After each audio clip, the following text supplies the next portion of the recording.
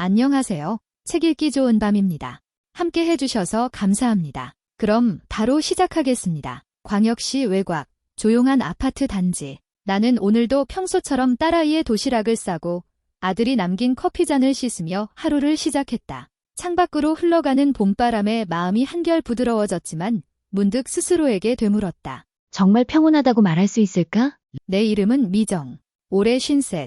지금은 누구보다 조용하고 평화로운 삶을 살고 있다. 남편은 성실하고 따뜻한 사람이고 아들과 딸은 속 한 번 썩이지 않고 잘 자라주었다. 자그마한 정원과 책상이 있는 이 집에서 나는 뒤늦게야 진짜 내 삶을 살고 있다는 느낌을 받는다. 그런데 어느 날 잊고 지냈던 감정이 다시 고개를 들기 시작했다. 이유도 없이 심장이 두근거리고 오래전 흙먼지 나는 기억이 자꾸 떠오른다. 말끔히 접어두었다 생각했던 과거는 그렇게 다시 내 안에서 꿈틀거리기 시작했다. 25. 나는 화장품 공장에 취업했다. 학비며 생활비를 스스로 벌어야 했기에 선택의 여지가 없었다. 생산 라인의 소음, 기계 냄새, 땀에 절은 유니폼까지도 내겐 생존의 일부였다. 매일 같은 시간에 일어나 같은 기계를 마주했지만 그 속에서도 작은 보람을 찾으며 하루하루를 버텼다. 그 시절 나는 내 몫을 다하며 살아가고 있었다. 그저 하루를 견디고 또 하루를 살아내는 것으로 충분했다. 매일같이 반복되는 공장일은 어느덧 내 몸에 익숙해져 있었다. 기계 돌아가는 소리, 자재 나르는 발소리, 동료들과의 짧은 대화들까지도 하나의 리듬처럼 굴러갔다. 그렇게 반복되는 일상은 때로는 위로가 되었지만 가끔은 숨막히게 느껴지기도 했다. 그날도 늦은 근무를 마치고 집으로 향하던 길이었다. 거리는 어둡고 조용했다. 겨울의 끝자락, 찬바람은 코끝을 시리게 했고 길거리엔 인적이 거의 없었다. 골목을 막 들어서던 그 순간 뒤에서 빠르게 다가오는 발소리에 나는 본능적으로 몸을 움츠렸다. 남자의 손이 갑작스레 내 팔을 움켜잡았다. 싸늘한 기운과 함께 낯선 숨결이 목덜미에 닿았다. 이쁘장하네.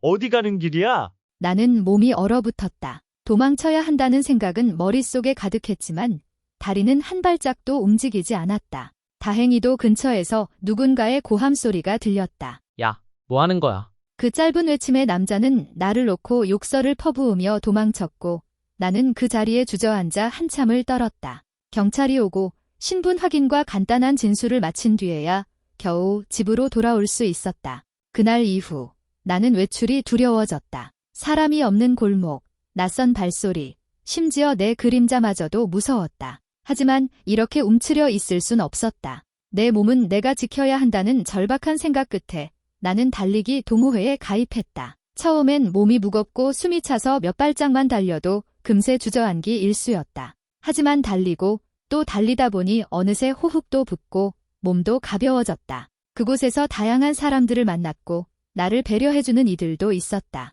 그리고 그 남자, 시원한 눈매에 다정한 목소리로 내 옆에서 발걸음을 맞춰주던 사람. 처음엔 다 그래요. 조금만 익숙해지면 괜찮아집니다. 제가 같이 뛰어드릴게요. 고맙긴 한데 혹시 괜히 리듬 깨는 건 아닐까요? 제가 너무 느려서. 전 오히려 좋아요. 누군가랑 발 맞춰 뛸 수 있다는 게 새롭고 기분 좋네요. 그렇다면 잘 부탁드릴게요. 그의 말은 이상하리만큼 내 마음을 진정시켰고 나는 점점 그와 함께 달리는 시간이 기다려지기 시작했다. 그와 나는 자주 마주치게 되었고 함께 웃고 뛰고 차를 마시며 서로를 조금씩 알아갔다. 그와의 인연은 예상보다 빠르게 깊어졌다. 함께 달리던 시간이 점점 늘어나고 우리는 자연스럽게 서로의 일상에 스며들었다. 나는 그가 없는 하루가 상상이 되지 않을 정도로 익숙해졌고 그의 말 한마디, 표정 하나에 웃고 우는 사람이 되어 있었다. 요즘은 아침이 기다려져요. 오빠랑 호수 공원 달릴 생각하면 기분이 좋아져요. 나도 그래. 미정이랑 같이 뛰는 시간 덕분에 하루가 한결 나아졌어.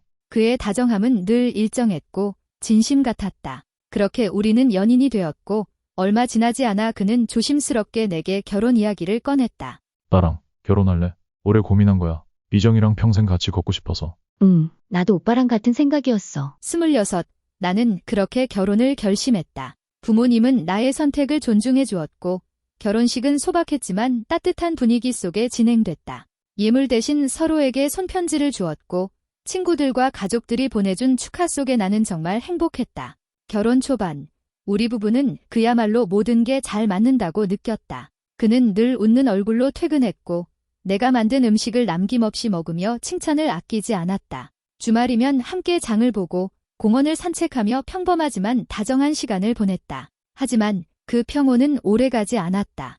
결혼한 지 몇 달쯤 지났을 무렵부터 그는 조금씩 달라지기 시작했다. 처음엔 단순한 피곤한 줄 알았다. 퇴근 후 말을 아끼고 웃는 얼굴 대신 무표정한 얼굴로 소파에 주저앉는 날이 많아졌다. 무슨 일이 있냐고 물으면 항상 같은 대답이 돌아왔다. 아무 일도 아니야. 그냥 일이 좀 많아서 그래. 하지만 이상했다. 늘 다정했던 말투가 점점 무뎌지고 전화 통화가 잦아졌으며 밤늦게 혼자 나가는 날도 생겼다. 그의 행동 하나하나가 날카로운 촉처럼 마음에 박혔고 나는 점점 불안해지기 시작했다. 그러던 어느 날 그가 휴대폰을 두고 화장실에 간 사이 화면에 띄워진 메시지를 보고 말았다. 내일 광명역 오후 3시 밀어붙이자. 그가 받은 메시지라고는 믿기 어려웠다. 밀어붙이자라니 대체 무슨 일을 그렇게 밀어붙인다는 걸까? 낯설고 섬뜩한 기분에 가슴이 철렁 내려앉았다. 결혼 이후 드러나는 남편의 변화와 의심스러운 행동들, 감춰진 진실을 추적하며 남편의 실체에 조금씩 다가간다. 그날 이후 나는 그가 무엇을 숨기고 있는지 확인하고 싶어졌다. 의심은 멈추지 않았고 마침내 그날이 왔다. 아침에 출근한 남편이 실수로 서재문을 잠그지 않은 것이다. 나는 조심스럽게 문을 열고 들어갔다. 작은 책상, 구석에 놓인 전화기 2대, 그리고 그 위에 놓인 수첩 1권, 나는 수첩을 펼쳐보았다. 사람들의 이름과 직업, 전화번호가 빼곡하게 적혀 있었다. 새별 유치원 원장 김미숙, 건양초 6학년 3반 담임 박성철, 백경준 여자친구 최유진. 누가 봐도 남편의 사업과는 무관한 인물들. 수첩은 마치 협박의 도구처럼 보였다. 그날 이후 나는 몰래 녹음기를 준비했고 밤마다 이어지는 남편의 서재 속 통화를 몰래 녹음하기 시작했다. 약속은 지켜야죠. 그쪽이 먼저 어긴 겁니다. 입금 안 되면 어떻게 될지 모르죠. 그의 목소리는 내가 알던 다정한 남편의 것이 아니었다. 나는 점점 확신했다. 그 순간부터 머릿속을 스치는 또 다른 인물, 시동생 동호의 얼굴이 떠올랐다. 체격이 크고 눈빛이 험악했던 그 사람. 겉으론 친절했지만 심코 어깨에 손을 올렸을 때 반사적으로 내 팔을 꺾으며 돌아보던 그 섬뜩한 눈빛을 잊을 수 없었다. 시부모님이 늘 그의 눈치를 보며 조심조심 행동하던 모습이 퍼즐처럼 맞춰졌다. 시동생도 분명 같은 일에 연루되어 있으며 가족들조차 그를 두려워하고 있었던 것이다. 남편은 불법적인 일을 하고 있고 그것도 아주 오래전부터였다. 며칠 동안 고민만 하며 밤잠을 설쳤다. 남편을 사랑했고 내가 뭔가 오해하고 있는 건 아닐까 하는 생각도 들었다. 하지만 수첩과 녹음 파일은 너무 명확했다. 결국 나는 언니에게 연락했다. 나와 제일 가까운 사람이자 검사인 형부에게 이 모든 걸 털어놓기 위해서였다.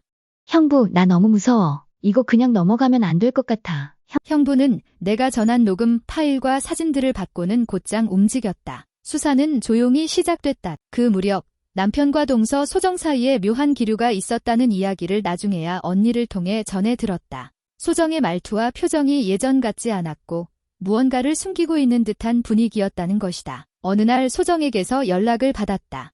그녀는 평소답지 않게 조심스러운 말투로 나를 불렀고 우리는 근처 찻집에서 마주 앉게 되었다. 형님, 요즘 어떻게 지내세요? 소정 씨가 먼저 부른 자리니까 나왔지만 대체 무슨 말을 하려는지 감도 안 잡혀요. 하지만 무슨 말인지 들을 준비는 돼 있어요. 소정은 한참을 말없이 커피잔을 굴리다가 천천히 입을 열었다. 형님, 나 형님처럼 용기 없는 사람이라서 그냥 이렇게 사는 게 익숙해져서요. 근데 자꾸 형님 얼굴이 생각나더라고요. 그래서 말해야 할 것 같았어요. 소정은 눈을 감고 잠시 숨을 골랐다. 그리고 마침내 입을 열었다. 동호 오빠가 형님 남편이랑 같이 하는 일 단순한 기름 배달 아니에요. 불법이에요. 사채예요. 형님도 알죠? 그 사람들 돈 못 갚으면 사람을 어떻게 다루는지 저도 그중 하나였어요. 나는 아무 말도 하지 못한 채 그녀의 말을 들으며 숨을 고를 수밖에 없었다. 말로 표현할 수 없는 감정이 목까지 차올랐다. 소정의 고백은 숨막히도록 길고 조용했다. 나는 손에 쥔 컵이 식어가는 줄도 모르고 그녀의 말을 듣고 있었다. 형님, 나는 못 도망쳤어요. 근데 형님은 제발 잘 벗어나요. 형님까지 그렇게 되면 나 진짜 못 견딜 것 같아서 그래요. 그녀는 끝내 울음을 참지 못했다. 사람들 눈치를 보며 손등으로 눈물을 훔치던 그 모습이 내 머릿속에 오래도록 남았다. 동서의 고백 이후 모든 진실을 알고 나니 세상이 완전히 달라 보였다. 그들의 진짜 모습이 머릿속에서 계속 떠오르고 밤마다 그 수첩에 적힌 이름들이 악몽처럼 되살아났다. 그러던 어느 날 새벽 3시가 조금 넘어 전화벨이 울렸다. 그 시각에 걸려오는 전화는 결코 평범할 리 없었다. 형님, 제발 살려주세요. 나 진짜 죽을지도 몰라요. 그 목소리는 분명 소정이었다.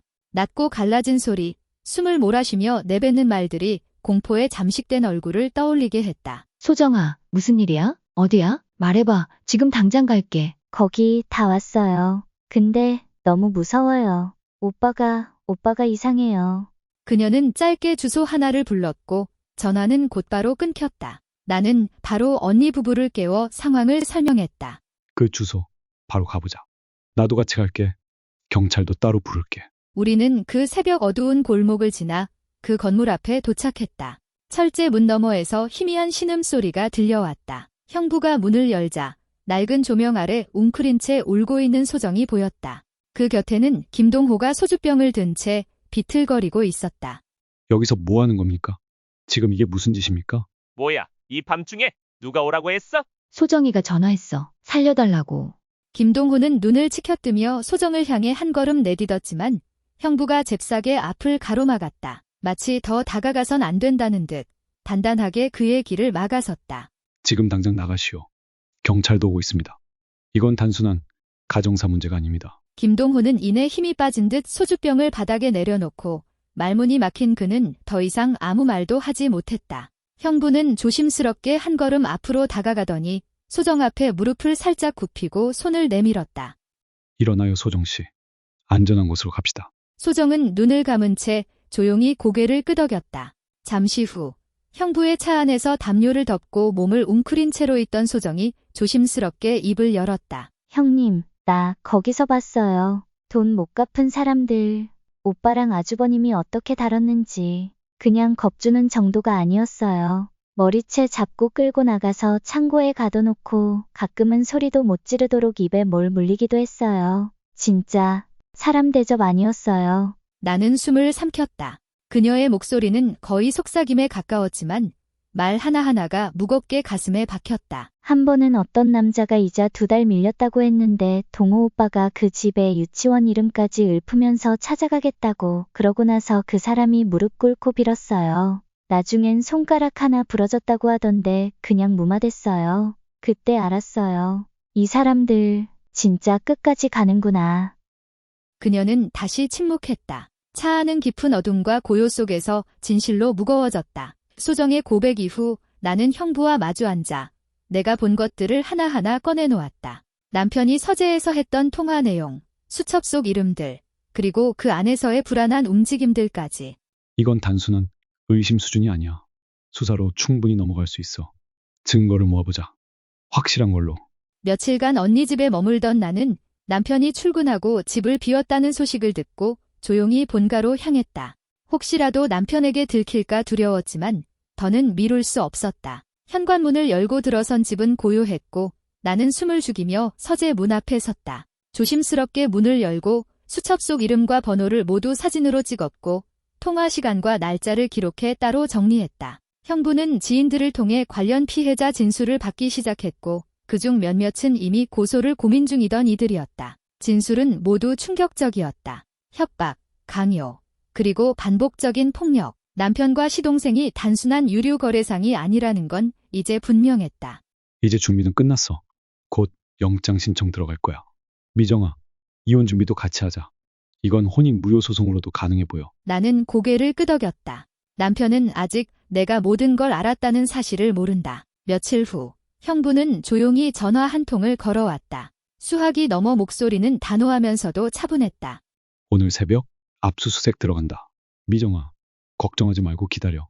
우리가 준비한 증거면 충분히 잡아낼 수 있어. 나는 고개를 끄덕이며 휴대폰을 내려놓았다. 말로는 담담하게 받아들였지만 온몸은 긴장으로 굳어 있었다. 그날 새벽 형부가 이끄는 수사팀은 김준호와 김동호가 운영하던 사무실과 창고, 차량까지 전면 압수수색을 단행했다. 각목과 족쇄, 협박에 사용된 녹취자료, 피해자 명단이 빼곡히 적힌 장부들이 쏟아져 나왔다. 뉴스엔 나오지 않았지만 형부는 내게 현장에서의 상황을 알려주었다. 현장에 있던 피해자 중 한 명이 직접 달려와 증언했어. 한 번은 돈을 못 갚았다는 이유로 가족에게까지 해코지를 예고받았다고 하더군. 다른 사람은 코뼈가 부러진 채로 끌려갔던 적도 있었대. 나는 손에 힘이 빠져 그대로 의자에 주저앉았다. 지금까지 듣기만 했던 일이 실제로 벌어진 현실이었다. 곧이어 체포영장이 집행됐고 남편과 시동생은 함께 연행되었다. 며칠 후 형부는 나를 데리고 법률 상담을 받게 해주었다. 혼인 무효 소송. 형부는 단호하게 말했다. 애초에 신분 속이고 접근한 거잖아. 준호는 내게 정상적인 직업을 가진 사람인 척 결혼했어. 이건 기망에 의한 혼인으로 무효 사유가 충분해. 나는 변호사의 도움을 받아 빠르게 소장을 접수했다. 상대방은 아직도 무죄를 주장했지만 모든 증거와 진술이 거짓말을 무너뜨렸다. 그리고 마침내 법원에서 혼인 무효가 선고되었다. 정식 이혼이 아니라 처음부터 결혼이 아니었던 것으로 정리된 것이다. 모든 서류에 도장이 찍히던 날, 나는 조용히 숨을 내쉬었다. 누군가는 도망이라고 말할지 모르겠지만 나에겐 처음으로 내 삶을 되찾는 순간이었다. 혼인 무효 소송 이후 나는 조용히 도망치듯 새로운 도시로 이사했다. 아무도 나를 모르는 곳, 처음엔 그 익명성이 무서웠지만 곧 자유라는 걸 알게 됐다. 혼자 버티는 시간이 길어질수록 뭔가를 배우고 싶어졌다. 매일 밤 책상에 앉아 회계 자격증을 준비했다. 처음엔 숫자 하나에도 머리가 지끈거렸지만 매일 조금씩 익숙해졌고 마침내 자격증을 손에 넣었다. 자격증을 따고 얼마 지나지 않아 회계 사무실에 취직할 수 있었다. 일하는 곳은 작았지만 동료들은 따뜻했고 덕분에 오랜만에 웃을 수 있었다. 그리고 그곳에서 지금의 남편을 만났다. 옆 부서의 팀장이었다. 그는 내가 겪어온 시간을 존중해줬다. 과거를 털어놓았을 때 놀라지 않았고 묻지 않았다. 대신 조용히 내 옆에 머물렀다. 그렇게 우리는 3년의 시간을 함께했고 결혼을 결심했다. 처음엔 혼자였어요. 누구 하나 믿을 수 없었고 세상과도 벽을 쌓고 지냈죠. 하지만 지금의 남편을 만나고 조심스레 마음을 열기 시작했어요. 그리고 시간이 흘러 우리에게 소중한 두 아이가 태어났죠. 처음으로 가족이란 말을 제대로 알게 된 순간이었어요. 우리 아이들은 나의 하루를 반짝이게 해주는 존재가 됐고 남편은 여전히 변함없이 따뜻했다. 그렇게 나는 아주 오랜 시간 끝에 진짜 나로 살 수 있게 되었다. 살아오면서 수없이 무너졌고 또 다시 일어섰습니다. 처음에는 그저 평범한 20대 여성으로 시작했던 제 삶은 뜻하지 않은 끔찍한 만남으로 인해 돌이킬 수 없는 어둠을 겪게 됐습니다.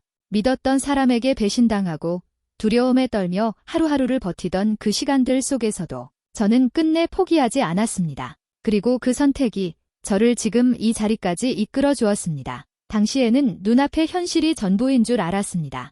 하지만 시간이 지나고 나서야 알게 됐습니다. 한 걸음만 더 내디디면 지금과는 전혀 다른 세상이 기다리고 있었다는 거요. 어쩌면 여러분 중에도 지금 제 과거와 같은 시간을 지나고 있는 분이 계실지도 모르겠습니다. 그렇다면 꼭 말씀드리고 싶습니다. 지금의 고통이 결코 끝이 아니라는 거요. 저는 제 몫의 어둠을 지나왔고 이제는 웃는 법을 다시 배운 사람입니다. 상처는 여전히 흔적을 남기지만 그 위에 새로운 삶을 쌓아갈 수 있다는 걸 저는 직접 경험했습니다. 그저 버티는 것만으로도 이미 충분히 잘하고 있는 겁니다. 그리고 그 끝에는 분명히 희망이 기다리고 있습니다. 이것이 제가 제 이야기를 꺼낸 이유입니다.